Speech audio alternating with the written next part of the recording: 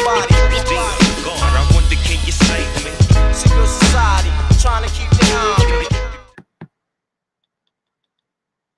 This episode of Open Minds is brought to you by The Boulevard, providing products and services to federal and state inmates and their loved ones nationwide. To find out more about our services, you can go to our website, theboulevard.com. It is the holiday season, and what inmate doesn't want cheaper phone calls? With our service, we take your federal inmate's call, which is normally $3.15, down to less than 90 cents a call. So if you have a federal inmate and they want to get them cheaper calls, go to our website, thephone.com. All right. What's good, everybody?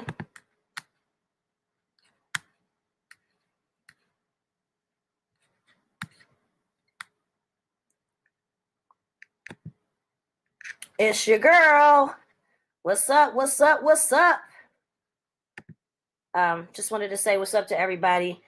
I was under the weather last week, and so I could not do any kind of broadcasting of anything. And so I'm here. I'm back at it. It's a crazy busy week, I know, for everybody. So I appreciate you tuning in. Share this later on. Share it now. Whatever. All right. Today, I want to talk about two things that took place on Thursday of last week. All right. One of them, this is pretty unfortunate here. We have a guy, this gentleman right here. He was arrested. All right. This is on Thursday. He's a 58-year-old Uber driver. He was arrested for an incident that took place in Gwinnett County, Georgia. Police are saying that he raped a 16-year-old girl. Now, the girl was supposedly at a bar. Okay, not sure what bar would allow a 16-year-old to get severely intoxicated at their establishment, but that's a completely different story. Now, the friends called her an Uber home. All right. And this man right here, Abduli Janye, and I don't know if I'm pronouncing his name correctly, could be Jagny. I'm assuming it's Janye. It looks like a African name. All right. 58 years old. And this is the guy right here. Okay. This man picked her up from this bar, and somewhere along the route, this teenage girl was raped. All right. Police were called. When they found her, she was heavily intoxicated, knocking on doors with her pants around her ankles. Okay. They looked at the time frame. For anybody who's ridden Uber or who drives Uber, you know that everything is calculated, documented to the T. Your route is documented as well as your time. They did conclude that it took longer than it should have to get from point A to point B. All right. When the police arrested this guy, he's from College Park, they said he did not seem surprised or shocked. He had been working for Uber for 2 months. And that really makes you question the hiring practices of these companies. All right. Now, it's convenient that at the push of a button, you can call these companies. I've used both Uber and Lyft. You pick up your phone, you push the app, and within 2 minutes, there's someone at your door ready to take you wherever you need to go. On the same token, you have to also take into consideration that at the push of a button, this person that's coming to pick you up could be a rapist, a pedophile, a serial killer, or what have you. So what kind of background checks are they doing at Uber? I spoke with a good friend who works for Uber, and she told me that everything was done electronically. Okay. She did fill out a background authorization form. It was done online, and she didn't hear back whether she passed it or not. Obviously she did, because she got hired. And, you know, like I said, there is no, in this new age of hiring for these new tech companies, there is no sit down, shake your hand, let me look in your face type of process that normally goes down in hiring. Now, let's open our minds here. Now, if you were a con artist, let's say, and you had access to a fake ID, fake account, etc., because they don't do any fingerprinting, is it possible, could you potentially sign up to be an Uber driver and get away with it? You might be able to. There is no psychological evaluation. There are no mental health testing. And there is not even any defensive driver training that is done. And I'm not knocking anybody who works for Uber. I got a lot of people I know that work for them. I do the rides. I've taken the rides myself with both of the companies. I'm just curious as to how you could hire someone so quickly. And the reason why I say that is I asked several Uber drivers, how long is the hiring process? I've heard people say as quick as 24 hours to as long as a week. All right. 24 hours to decide if you are a capable, responsible person, responsible for people's lives. Now, Uber has 12,000 employees in 633 cities. How can they possibly determine that all of these people are fit to be doing this job? Well, when you're a conglomerate like Uber, who made $6.5 billion in 2016, you're probably willing to eat the cost of what they probably believe are small, isolated incidents.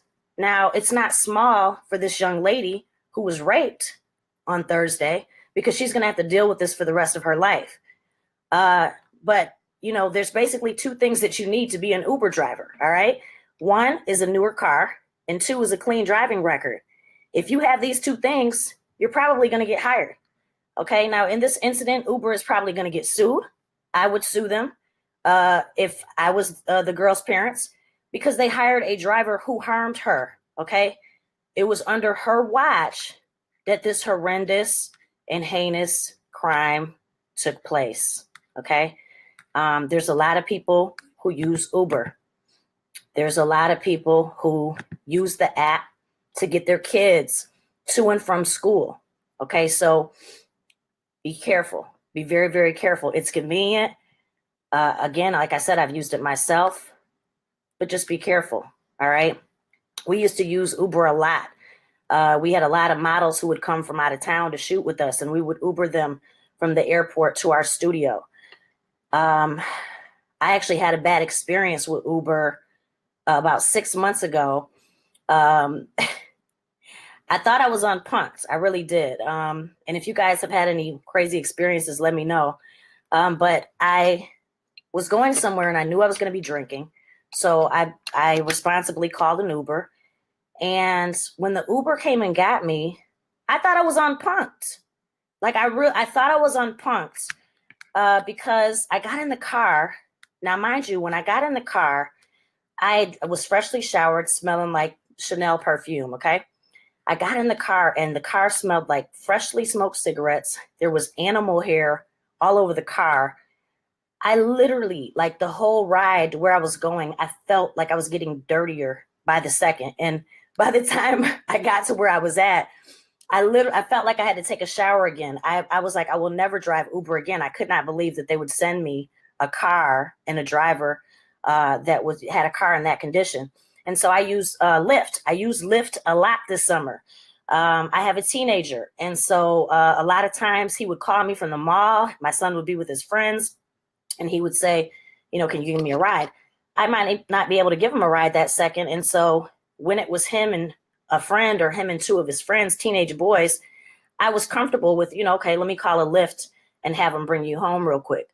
You know, I never was comfortable with him, you know, doing it by himself. With him riding by himself, I've always been uneasy about that. In fact, I had to use Lyft last week. I had an emergency situation. My son stayed after school. I had to pick him up. I wasn't able to pick him up at that second. I had an emergency. And so I had to call Lyft. A Lyft was at his school within 2 minutes, got him home within 10. And that was actually on Thursday, the same day that this girl got raped. Okay. That could have been my 15-year-old son instead of this 16-year-old girl that was in harm. And so what I'm saying is just be safe, y'all. These are the risks that you take when you are using these, this new technology. It's great, but it also has its downsides. How many of y'all use Uber Eats? I don't know if you guys use Uber Eats or not, but I actually use it a lot. It's very convenient. You go in your app. I'm a real busy person, so I might be working and I don't have time to go to a restaurant. And so I will open up the app. There's about 30 restaurants I can choose from. And, within 30 minutes, they're at my door. The thing about that, my friend and I were laughing about it because we called Uber Eats to my house. This is a couple months ago. And I said, I always wonder what if I have an evil Uber Eats driver and they decide to spit in my food or, poison me or something? Well, you're already entrusting these restaurants, the people at the restaurants, not to do something with your food. And then you have this third party, this middleman person who comes and brings it to you. Now, I have noticed that lately, the Uber Eats that have been coming, they have been sealing them. And when I say sealing them, what they've been doing lately is they've been stapling the bag. So you'll get your bag of food and it'll be stapled. And so I guess that's their way of securing and making sure that your food was not tampered with from the restaurant to your house. Well, if you're really an evil Uber Eats driver, technically you could ride around with one of these and one of these, okay?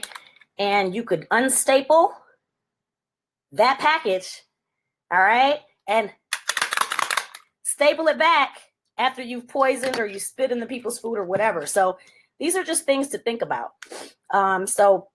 Just keep that stuff in mind, y'all. Another thing that I want to talk about really briefly, and I really want to do a panel on this, is what I would really like to do. This happened on Thursday as well. All right. And we talked about this. Give me just a second here.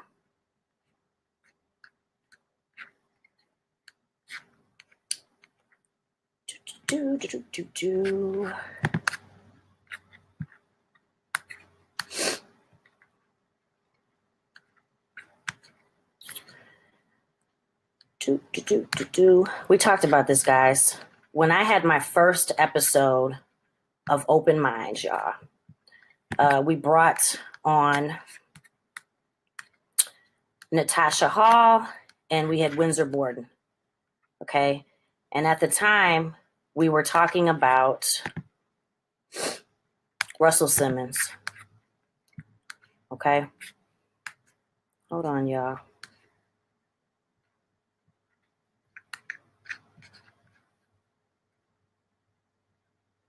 Give me just a second.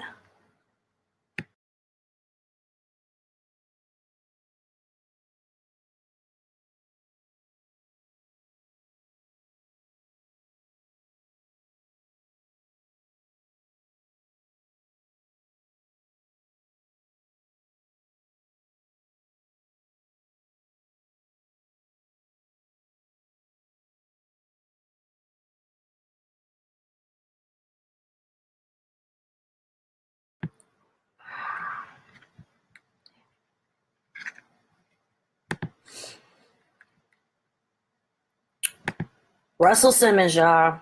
And I'm sorry for the technical difficulties. This thing is tripping. But Russell Simmons, we talked about him and the woman who alleged that she raped him. This was a few weeks ago. There was a woman who came out. She alleged that Russell Simmons raped her. Well, since that woman came out, there were 3 more women who came forward, and they are alleging that Russell Simmons raped them. Okay, this was between 1998 and 1991 that these women are alleging that this took place. The NYPD has now opened up a criminal investigation into these rape allegations against Russell Simmons. All right. We are talking about music mogul, hip hop legend, founder of Fat Farm, Baby Fat, Def Jam, Def Comedy Jam, Rush Communications, and so many more, who is now facing a criminal investigation in these allegations. I definitely want to get a panel to talk about this. If you are interested in getting on a panel to talk about the Russell Simmons case that is going on right now, you can either DM me or send me an email to opensomeminds@gmail.com. This is a serious, serious situation, and we need to talk about it. This needs to be talked about. All right. I just asked everybody if you could add our Facebook page, Open Minds. All right. Share, share, share, please. Subscribe to our YouTube channel, Open Minds. And one last thing before I leave, I will be coming back with some more a little bit later. But it is the holiday season. From where I am from, this is the season. This is the week where, let me just tell you, it's jacking season. Okay, this is the week that people get desperate. They're gonna do real dumb stuff. So watch your surroundings, watch your children, be safe, and I'll be back to holler at you for another session of Open Minds with Cate Storm. Dear God, I wonder, can you save me? Illuminati want my mind, soul, and my body. Dear God, I wonder, can you save me?